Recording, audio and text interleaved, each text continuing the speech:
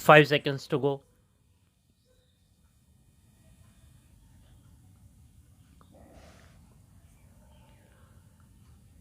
Start. I am most happy and grateful for the opportunity you have given me to meet you all this evening. As you know, the Government of India and the provincial governments concerned have taken great pains and incurred heavy expenditure this year to improve the approaches and also the localities where the sacred Buddhist places are situated. The total amount spent may add up to a crore of rupees in the course of this year. That indicates the interest which the government of India and the people of India are taking in Buddhism and its sacred places. You have been good enough to mention some points which I shall have looked into. I will try to see that as far as possible no complaints are left unattended. You have mentioned Bodh Gaya. I have been personally connected with the Bodh Gaya affair for a pretty long time. More than 25 years ago, a deputation of Buddhists from Ceylon and Burma came here. It wanted to have control of the Bodh Gaya temple. At that time, though, the Congress had nothing to do with the government. It took up the matter and appointed a committee to make suggestions as to how best the Bodh Gaya temple could be managed in the interests of all and to the satisfaction of the Buddhists. The committee, of which I happened to be secretary at the time, recommended that the management of the temple should be placed in the hands of a committee on which Buddhists as well as Hindus should be represented. That was because the Hindus also worshipped the Buddha. Their method of worship may differ from that of the Buddhists, but they held Lord Buddha in great veneration as one of the avatars. We could not do anything at that time as there was a Mahant in actual possession of the temple and he did not agree to part with his right. In 1937, however, when the Congress for the first time formed government in Bihar, it took up the question of the appointment of a temple committee once again. Unfortunately, however, the ministry lasted only a short time and nothing much could be achieved. In 1946, the Congress again came to power.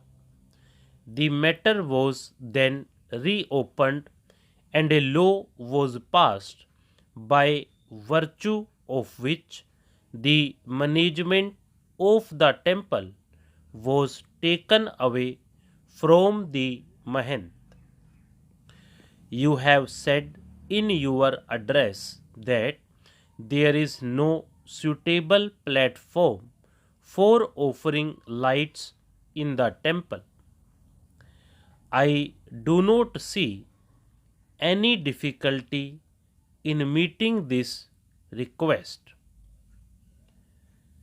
You have also mentioned that there is no arrangement for lights in front of the image all the 24 hours of the day and night, and that facilities should be given to pious pilgrims to stick gold foils to the image. I shall refer these matters to the temple committee, though personally I do not see any difficulty in accepting these suggestions. You have also said that you require land for building dharamshalas and rest houses for pilgrims who come for worship. I believe that in all these places, including Bodh Gaya, some dharamshalas have been built which are pretty big and well furnished. Some houses have also been built by the well to do people.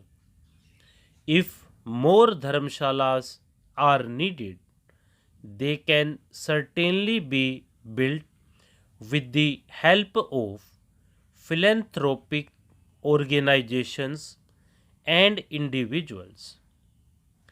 Being a thickly populated area, the availability of land may present some problem, but the government can always acquire land for an essential purpose.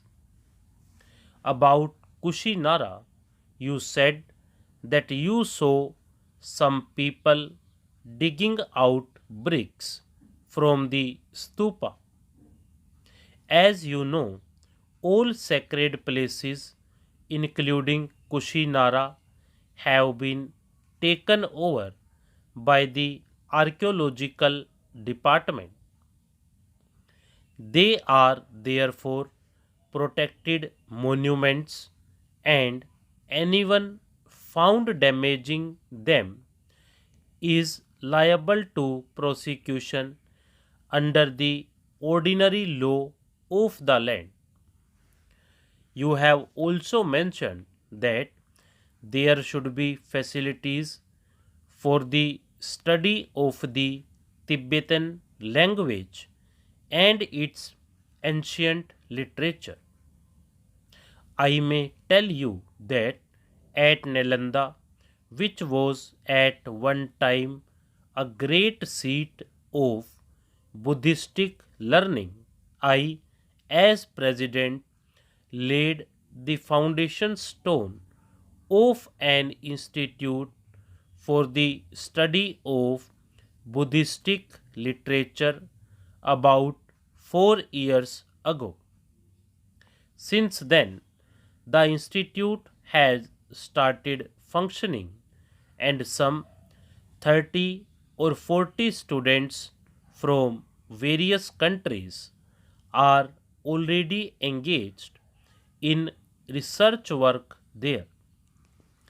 I do not know whether there are any facilities in this institute for the study of Tibetan literature, but I shall refer this matter to the director and see whether anything can be done to encourage the study of Tibetan by the students as also of Indian languages by Tibetans and others. Regarding the other small matters mentioned in your address, I would request you to give me the points in writing so that I might ask the authorities concerned to look into them. I am glad that you have had an opportunity of going round the country and seeing things for yourselves. I have no doubt that there is a great revival of interest in Buddhistic studies everywhere and throughout the country. Stop.